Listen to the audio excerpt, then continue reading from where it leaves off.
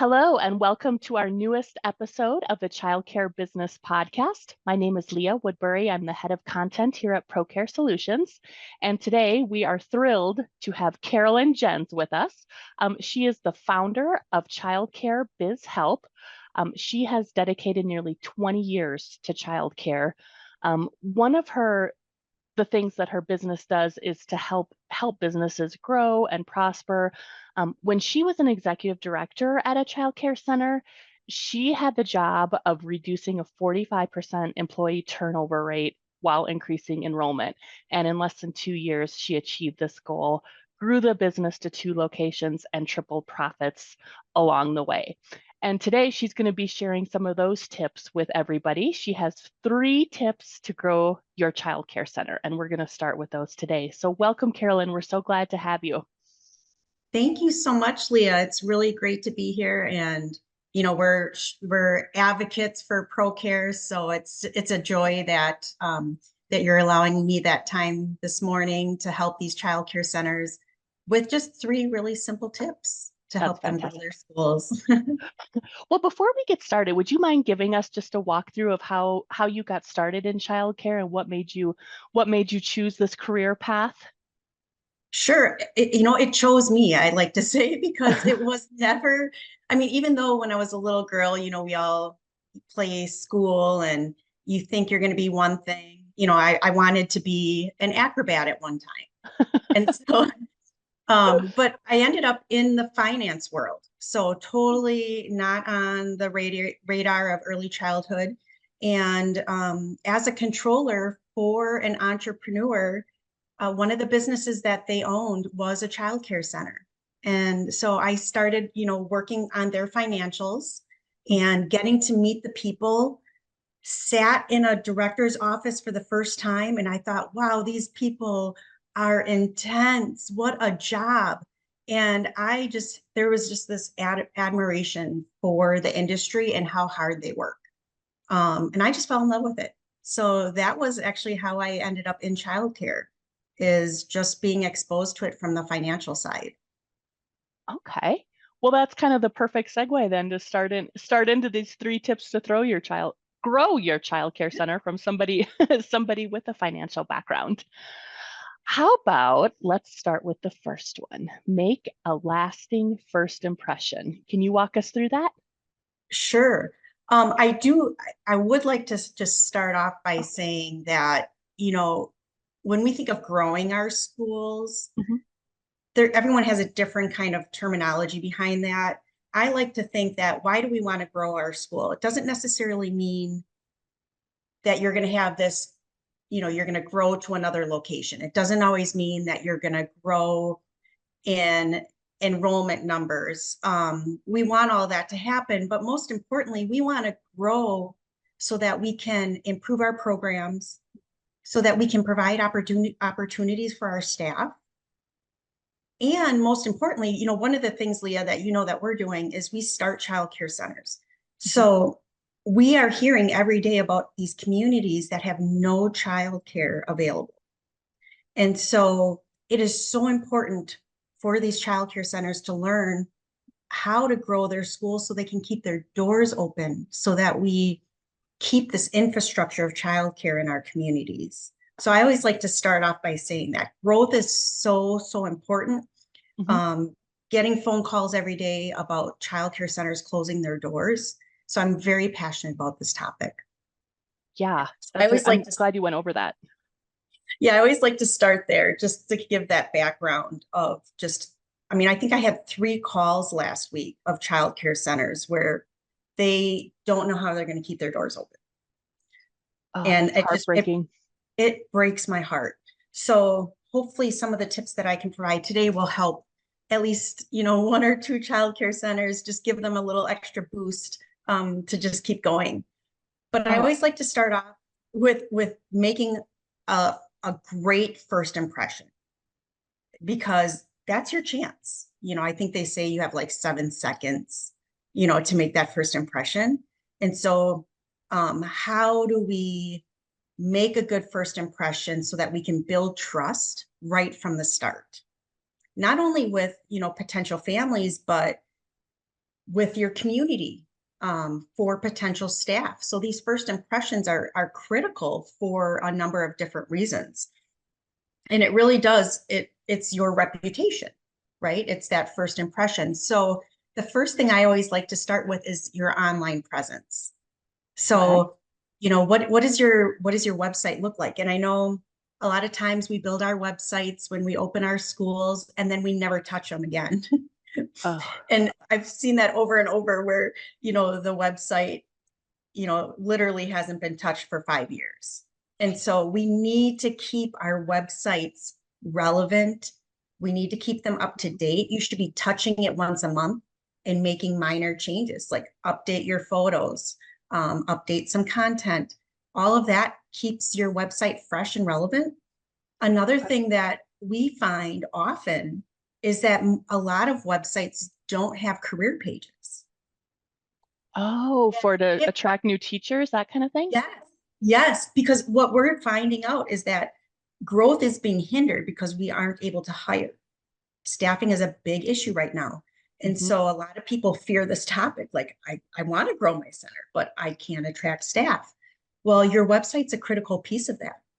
And that is a first impression that's often overlooked. And so if you have a career page, if you don't have a career page, get one. And if you do have one, step back and take a look at it. Does it read like a job description? Or is it a really good picture of your culture, of the community that you're building at your school? Does it entice me to actually want to come work for you?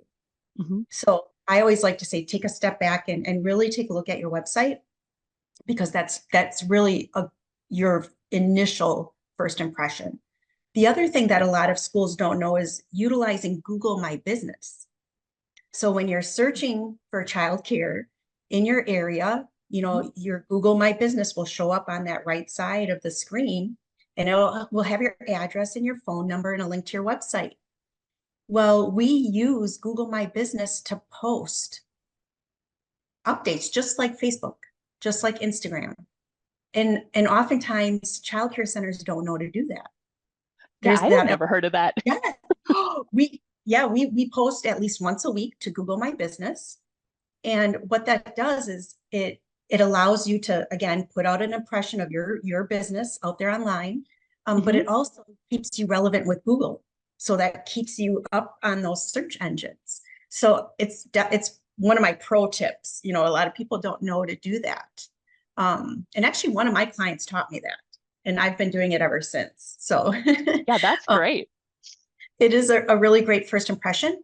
The other is virtual tours. So a lot of people think, I don't want people to just see a virtual tour of my school. I want them to come in and let me close that deal.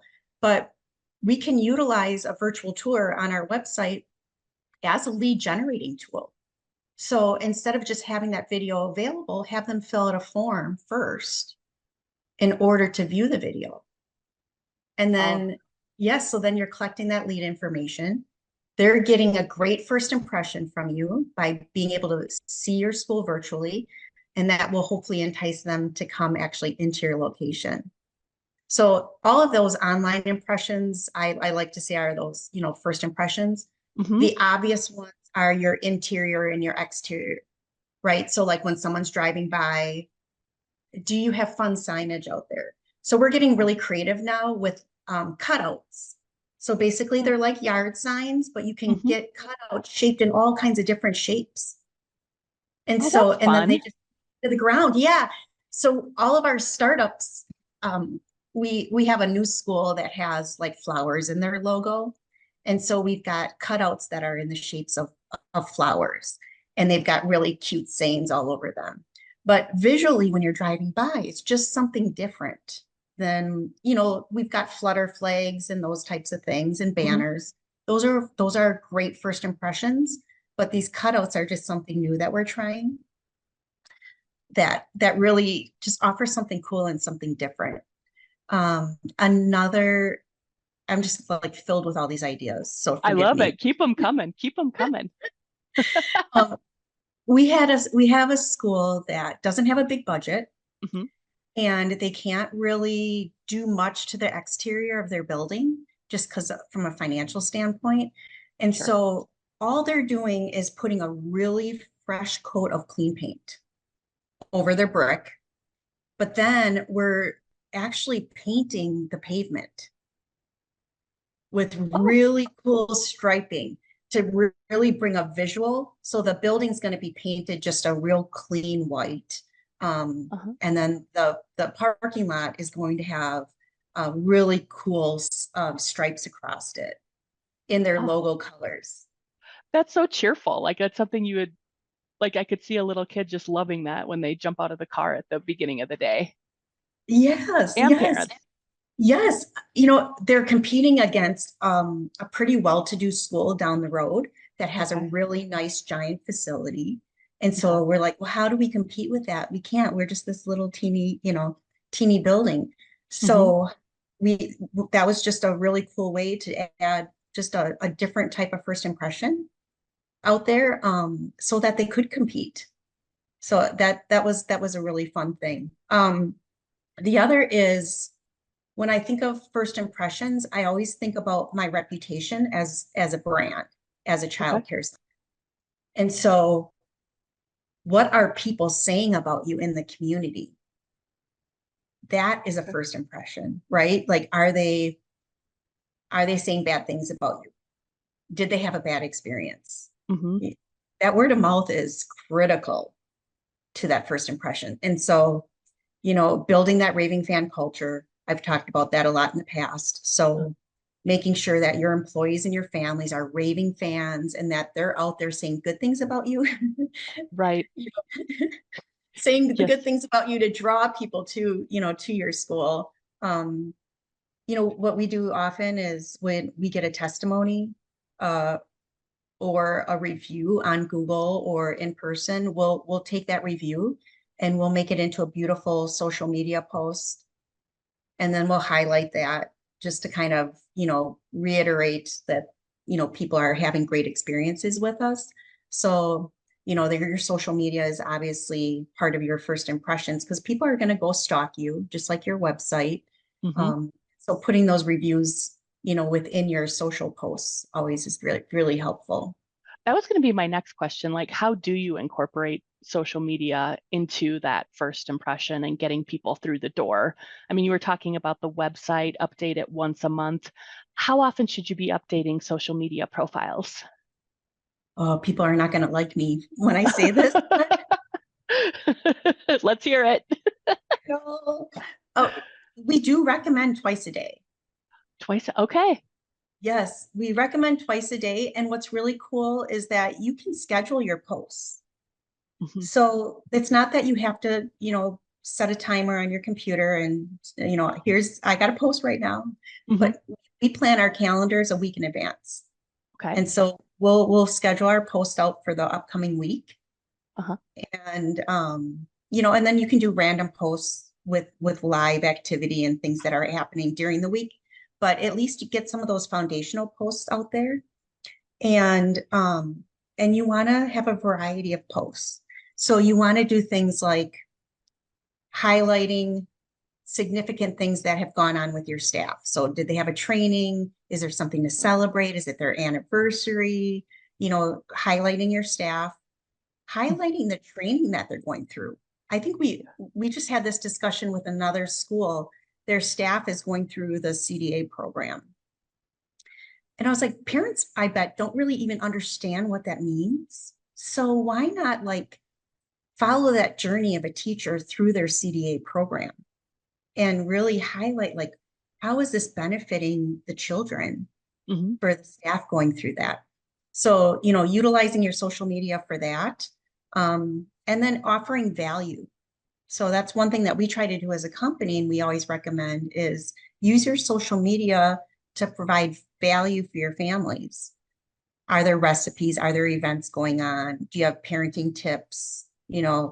Parents nowadays are inexperienced. They haven't had training on how to raise kids. And so, Right. can you share little things for them to learn and bring value? Well, So, and yeah, we've been hearing too that a lot of the younger parents are using social media platforms as their Google search.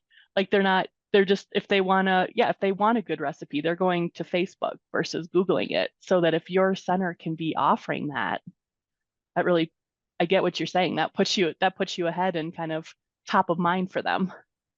Exactly. And Hmm. I know there's controversy around TikTok, so I'll just get in and get out with that one. But Okay. um, I will tell you that I follow some like enrichment programs on TikTok, and they do a fabulous job of highlighting their culture. You know, they're showing their employees having a great time at work, you Hmm. know, doing their enrichment programs and showing the kids having fun. And I mean, let's be real, people are addicted to TikTok. And if you're not on it, if your school's not on it, you're probably missing that audience because they have a tendency now to kind of shy away from Facebook. So it's Yep. been more of that Instagram and TikTok. But we also use LinkedIn. So that's often a missed opportunity. Hmm. If you think about where your parents or potential families are, they're on LinkedIn because they're Yep. business people, most likely. Right. Working parents. Yeah, that makes sense. And so are you utilizing LinkedIn to help create a first impression about your company? And you know, you're going to post a little differently on LinkedIn than you would like Facebook or Instagram. Hmm. You're going to really post from a business perspective, but it's definitely a great way to attract families through LinkedIn. All right, that was good. Let's jump to the second one. Implement intentional, well-rounded marketing. Ooh, this Oof. sounds like a big one. I think we could do a podcast just on this topic. We could, and so I'll just touch on a couple things with the intentional marketing. Okay. Just because, yeah, that's such a broad topic. As a matter of fact, Yeah. we do marketing strategies every quarter for childcare centers. So we'll plan out 3 months in advance, Okay. you know, based on our current roster of children and based on our enrollment. We'll say, here's the areas of need that we have. What can we do in these next 3 months to help fulfill that? And also help attract staff, right? So that marketing strategy is also going to include that. And it's also going to include just brand awareness. You would not believe how many childcare centers do not have a marketing budget. There Okay. are a ton of them. I can't call after call, no budget line for marketing. And, you know, we've gotten kind of spoiled because we've had waiting lists for a long time now. Hmm. And also, we're scared to enroll because we don't have staff. So we really just haven't been intentional with marketing. So my challenge to everyone is, you know, let's put a strategy together. Let's put some money out there because your marketing strategies are going to help you not only attract families but also staff. And so the first thing about a marketing strategy outside of having a budget line for that, you know, is really your brand identity. And so, you know, take a look at your logo, step back, you know, have a friend look at your logo, Hmm. and is it outdated? Is it relevant for today? I think we often forget that logos can get old, and Yeah. so it's okay to have a refresh. You know, we've done that a couple times for our clients where we just come up with a fresh new look. We take that new logo and we apply that to our marketing materials because all of that builds trust. Hmm. And again, that's part of that first impression, but that strong brand identity is usually the first place that I go when I'm thinking about my marketing strategy. The other is look at the things that you're currently doing in your school. They may seem normal, but you could package them in a way to where it seems like something very unique. And I'll give an Oh, example yeah. because we were looking at one of our schools and our competitors and like, how do we differentiate ourselves? Hmm. You know, yeah, we have story time. We have gardening. So I was like, well, why don't we package story time, which everyone does. Hmm. Everyone has story time, but call it library time. And see, every day our kids, you know, have a library experience and, you know, sharing of stories, you know, you know, and we have a gardening snack activity day where we take our fresh produce and, you know, we create a snack activity out of that. And it's just things that all childcare centers do, but how are you packaging it and selling it? Oh, that I like that. I Yeah, mean, it's just as a parent too, I would love hearing that. I really would. right. Like if someone can give me fun snacks to make for my children, I mean, heck yeah, Yep, that's amazing. I wish someone would have, my kids are grown, but that would have been very helpful back in the day. absolutely. Absolutely. What Uh, about participating in local events? That's something I know that you've talked about a lot. for sure. So usually we'll try to create a calendar, before the beginning of the year, we'll kind of look at the various events that are going to be happening and Hmm. we'll try to plan out that way because you don't want to burn your staff out either. So, you can't be attending events all the time, Right. but it is really important to be part of your community and participate in things and volunteer. So, are there things that you can do as a company to volunteer in the community, whether it be, cleaning up like a garbage day or I don't know, there's so many different things that you can do in the community from a volunteer aspect. But look at your park and rec, look at your chamber of commerce, look at your workforce development groups. All of those groups have various events in the community. And so just make sure that you're just choosing selectively so that you're not burning your staff out and then be prepared when you do them because you don't, again, that's a first impression. So if you go there and you're at an event and your staff don't look interested in being there, if they're on their cell phone the whole time, if your brand doesn't look good, all of that's a first impression. And then when you're there, are you collecting leads? So do you have like a giveaway to where people can fill out a form? Hmm. We often miss the ball on one of the most important reasons why we're at events is to get leads. Yeah. And then when we come back from that event, are we following up on those leads? And that's where a lot of childcare centers drop the ball, right? Is that the actual follow-up. When you go to these events, you put in all this time, you collect all this information, and then what do you do with it? Right. I know we have a brand new school that's going to be opening and they have this opportunity to be the main sponsor at this like 7-week event. And so we've been really prepping them Uh-huh. for getting those leads. And then we put a strategy on paper on, okay, what are the steps for follow-up? You know, when are you calling them? When are you, emailing them? And what kind of value are you going to give them? So that, yes, that is a critical piece of attending events for sure. How about hosting open houses? What's the key to making that work? Wow, that's a tough one. Yeah. I'm definitely an advocate for open houses, but oftentimes we can get discouraged Hmm. because you might have an open house and no one comes. Like I've seen that over and over. Oh, that would be really sad. Like do It all that is work? Yeah. actually it's a true story. Our when we were opening up our school and our second location in Wisconsin, we had open houses every Saturday for leading up into, we opened and we barely had people show up. So it was really Oh, discouraging. So one of the things you need to make sure you do is, make sure you're advertising your event. You could put yard signs out there, announcing that you're having an open house, a Facebook event, definitely. yeah. Um, any type of, we often do press releases. So not everyone can do that, but we do have that ability to put out press releases. So one of the things we like to do is really announce like big open houses or ribbon cuttings, Hmm. um, get our staff out there talking about the open house, and then have some kind of value that you're able to advertise, like we're having cookies and whatever, or come meet our director, put a spin on it so that it's not just an open house. I think can, help it be just a little more attracting to get families there or have a guest speaker. So combine your open house with a workshop. Oh, give them multiple reasons to come then. Right. So if you have, tap into your families.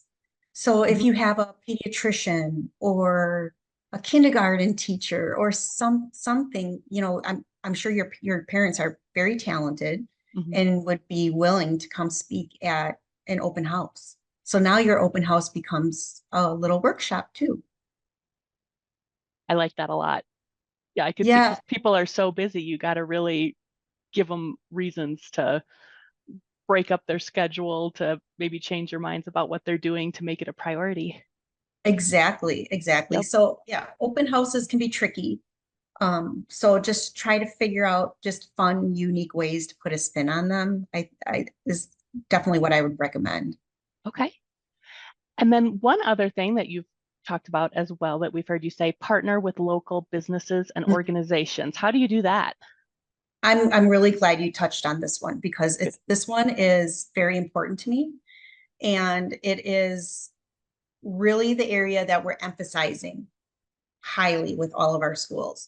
And so I like to go back to all the grant money that child care centers had been receiving from COVID. Hmm.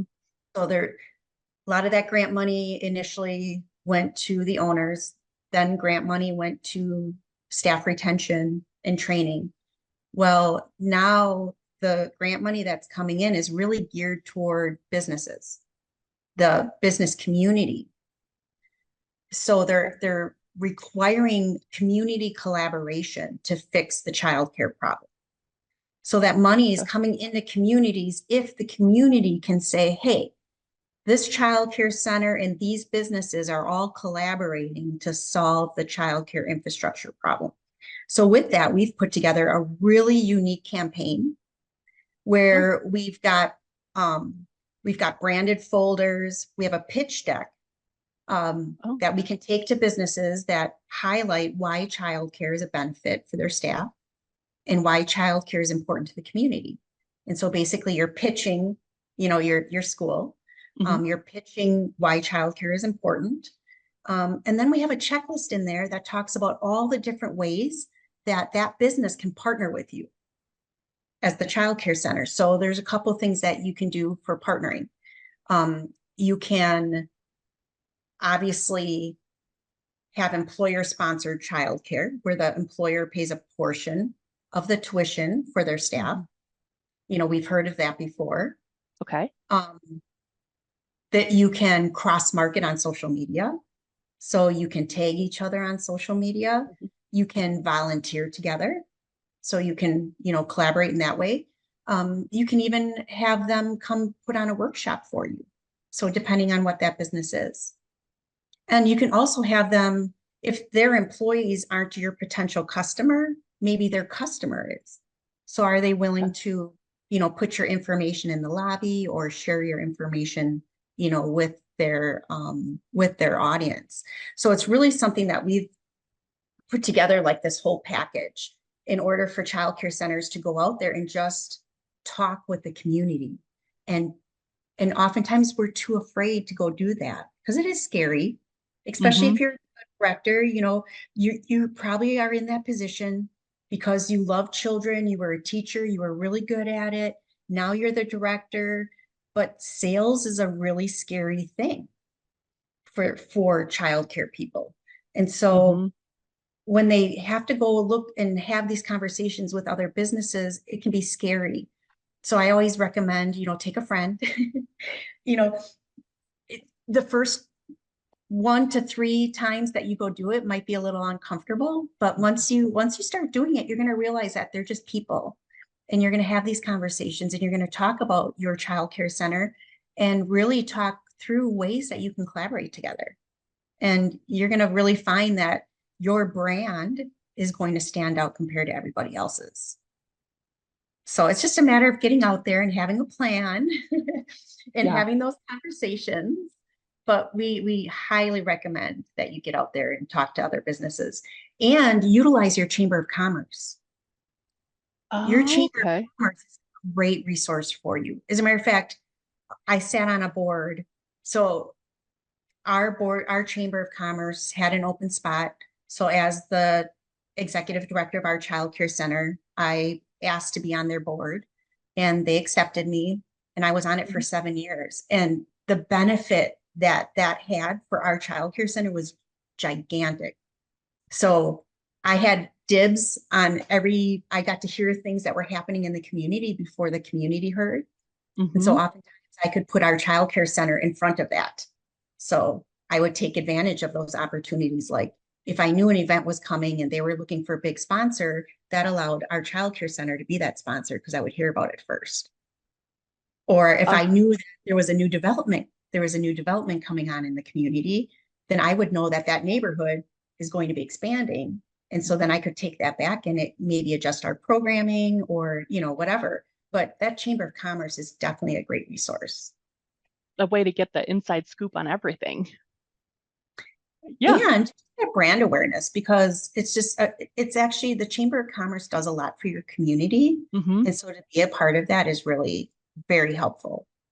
Yeah, that kind of networking opportunity sounds really invaluable. And I'm sure a lot of people don't do it because they think it's going to be this huge time commitment and they're already so busy. But I love how you just outlined all the benefits to that and how it really does pay off that investment in time. Right. And it is a time commitment for Mm-hmm. sure, but Mm-hmm. it's not overwhelming. And I'll tell you, I grew a ton. Because when you sit on a board of a chamber, Mm-hmm. it's iron sharpens iron. So you're growing because you're learning from the other board members. And so the experience I gained in that 7 years it was amazing. All right. All right. Do we miss anything? Or are we You ready to did. move on to the third? Oh, what is it? No, I want to touch on this. Oh, good. So targeting your marketing campaign. So when I talked about it Okay. being intentional, Uh-huh. it's really about knowing your numbers, right? So a lot of times we're afraid. It's like if you look at your checkbook and you balance your checkbook, you're going to realize all the things that you spent your money on. Uh-huh. Sometimes Uh-huh. it's too scary and you don't want to do that. It's Yes. the same with your enrollment. Like, do I really want to know what my enrollment looks like? So when you're constantly looking at those numbers, it's going to help you. Like we're working with a child care center right now. They were at like 65% capacity and they just couldn't get past that. And we just put in a lead conversion spreadsheet where they were having to plug their numbers in every week, be accountable to those numbers. Mm-hmm. And now they're at 85% in just 2 months. But it was just literally getting them to look at their numbers and being held accountable to them. That's one of those intentional marketing strategies. It seems so simple, but many of us don't even do that. Because it just helps you know what spots you have open. It, Mm-hmm. it adds a little competition too. Have fun with that. The other thing I like to say with targeted marketing campaigns is, do you know your customer? Oh. And is your brand and your online impressions reflecting that customer? And I'm going to use an example Mhm. because your community changes over time. Yeah. So you might have a lot of infants today, and then 2 years from now, you have no infants. So how did your community shift? Like what's going on? What's changing? So Mm-hmm. we're in a place right now where we have this is a school that we're working with, has a very corporate website, very Caucasian looking, very corporate.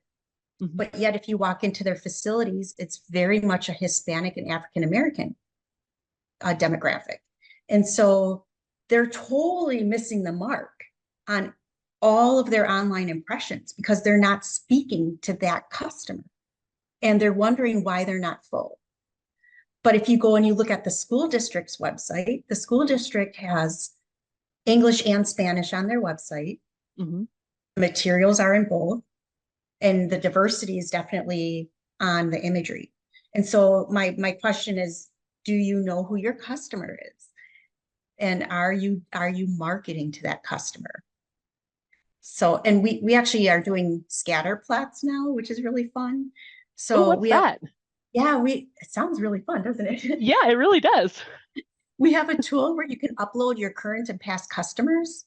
So it's just an Excel spreadsheet that you upload into our system and it will plot where all your customers are on a map.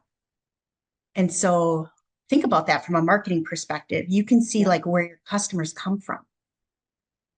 And so I then you have can do boots on the ground kind of marketing activities. to get to those areas.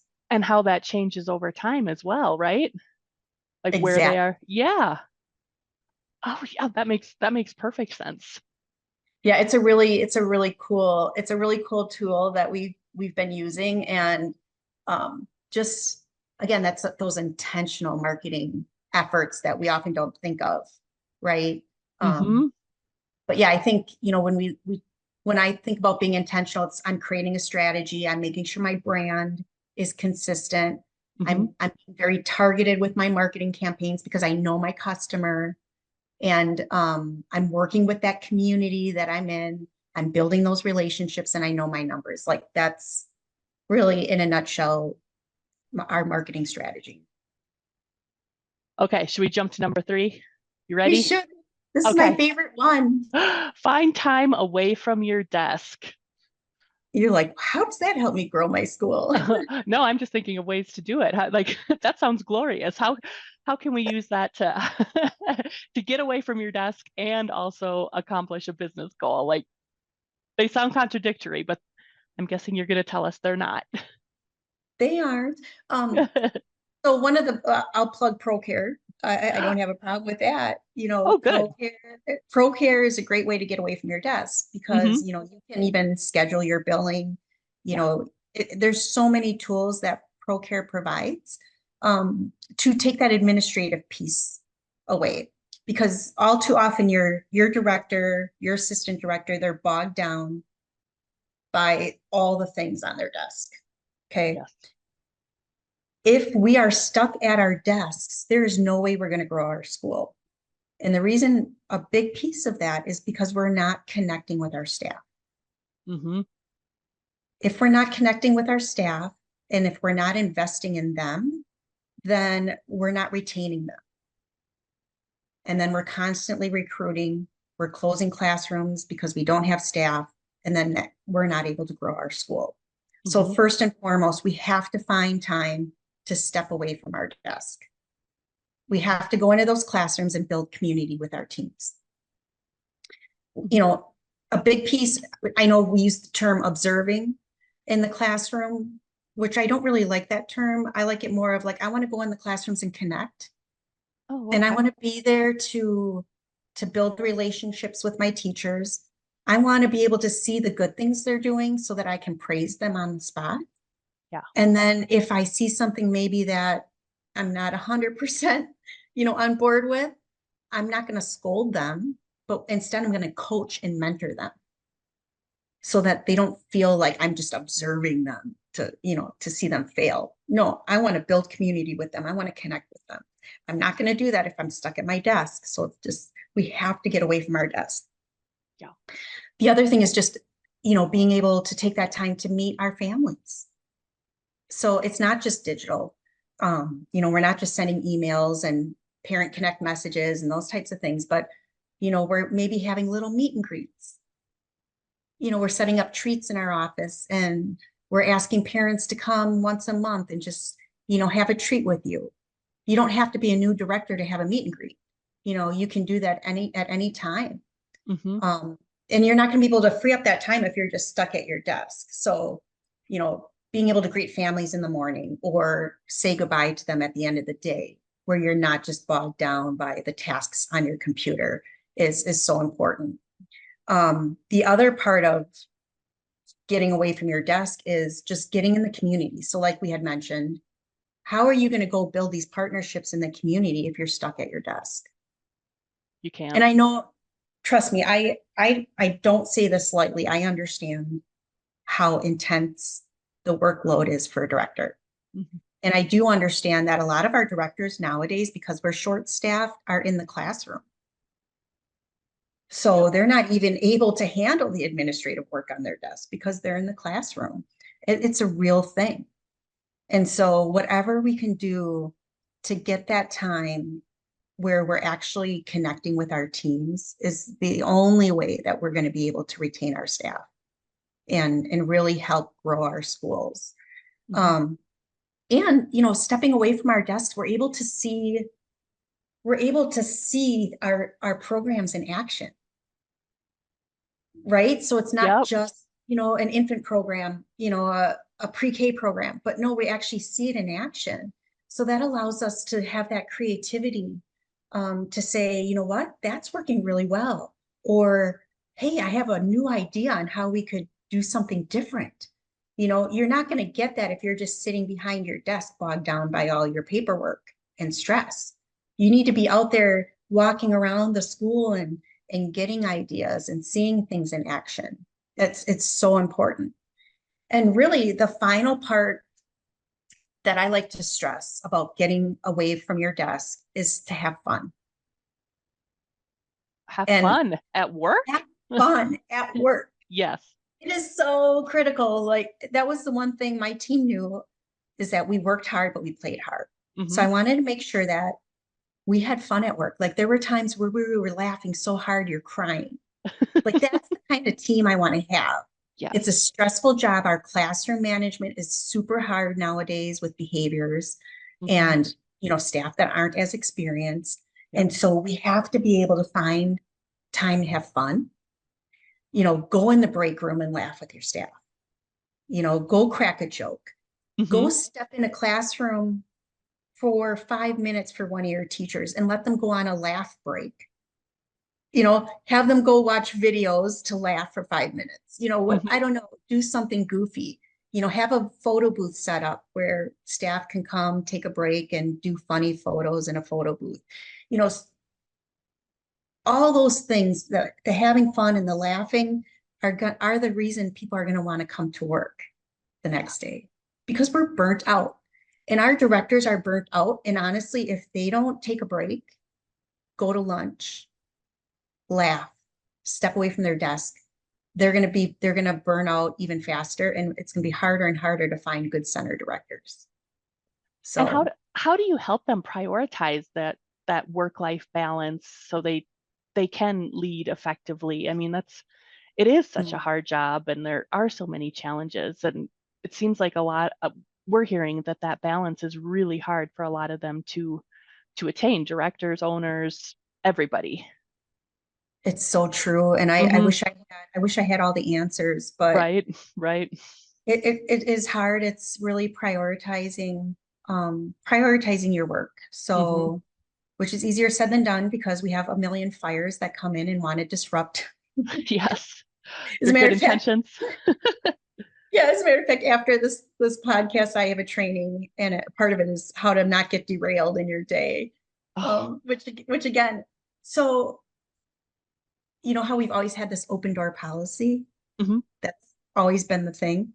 Hmm. There's You need to stop that. We don't have to have open door policies. It's okay to have times where you're like, you know what?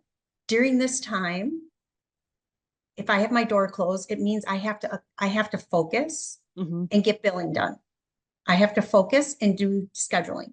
Hmm. It's okay to ask to not be interrupted. The key thing is, how are you doing that? So are you just being rude? Are you being abrupt? Or do you have a staff meeting and say, hey, staff, just so you know, I'm going to stop using the word open door policy. Instead, I want to make sure I'm there and able to connect with you and build relationship with you, see you in action. And in order to do that, there's going to be times where I have to close my door. Hmm.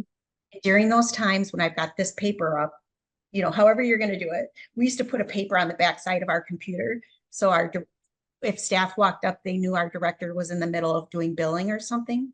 Okay. So they would know, oh, now is not the time. So it's about building that respect back and forth.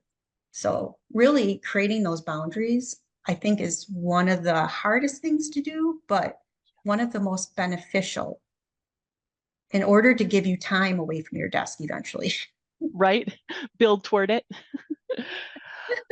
Uh, All right. Well, we covered three big things in less than an hour on making a first impression, implement intentional, well-rounded marketing, find time away from your desk.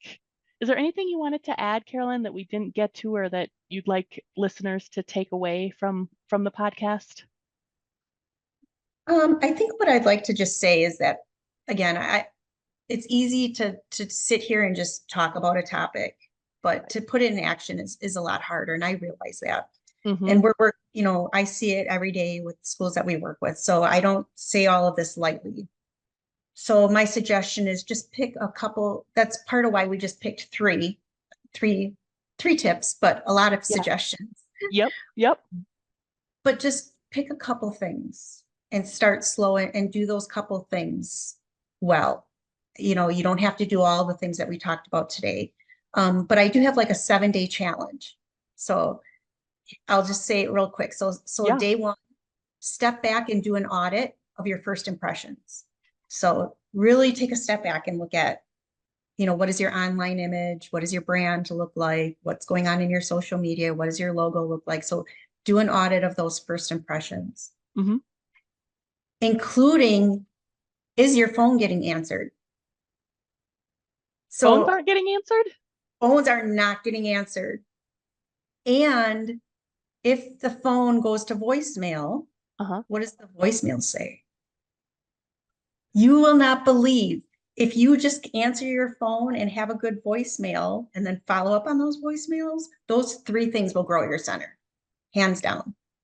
But we oftentimes don't do an audit of that first impression. So it's been forever since you heard your voicemail. And if you Mhm. heard it, you would be like, what? Or or or it rings like 5 or 10 times before the voicemail even comes on. So yeah, Uh-huh. day one, audit your first impression. Day two, do an interior and exterior check. So what does it look like from the exterior? What does your school smell like, look like on the inside? Hmm. So that's day two. Day three, look at your brand. So is your brand appealing to your customer? Is it speaking to the right customer? And then day four, try a little mini marketing campaign. Just something that's unique that you can sell about your school. So like we're calling it at library time. Hmm. Hmm. So just find something unique, do a little mini marketing campaign. Day five, do some type of activity in the community, whether that's you're calling a local business partner, you're setting up your first meeting, you're having a meeting with your chamber. So day five, I encourage you to try some type of community engagement. Day six, some type of staff appreciation, because remember, staff appreciation is going to help you grow your center. And then day Yeah. seven, connect with a parent. So for parent retention, because we don't want to lose those families because that's not going to help us grow. So No. I like how you broke those down. It seems so much more manageable when it's like one, not huge thing each day. It seems more doable. right, right. So just 7 days, and maybe you'll get in a habit of doing it every 7 days. Who Hmm. knows? Well, Carolyn, thank you so much for joining us. We really appreciate it. And could you share with our viewers what's the best way to get in touch with you to learn more about your services and what you can do for their childcare centers? I appreciate that. So our website is childcarebizhelp.com. Hmm. So childcarebiz, B-I-Z, help.com. So you can go on there and really see all the different things that we do. We help existing childcare centers, Hmm. grow in many areas. Our team is very knowledgeable in every aspect of childcare. So Hmm. whether that's a financial need that you have or culture need or recruitment need, we can definitely help you with that. And we also start brand new schools. So we, Okay. instead of purchasing a franchise, we will create your brand and help you start right from the ground up. So, but you can find everything you need to know about us at childcarebizhelp.com, or you can even email me personally. My name is Caroline at childcarebizhelp.com. So Caroline at childcarebizhelp.com. All right. Well, thanks again. We certainly appreciate it. And thank you, everybody who's listening out there. We at ProCare Solutions do want to extend our thank you to everybody in childcare for all the vital work that you are doing each day. We are grateful. We know it's a hard job and we're here to support you. Until next time, thank you. Thank you, Leah. Thank you. Bye.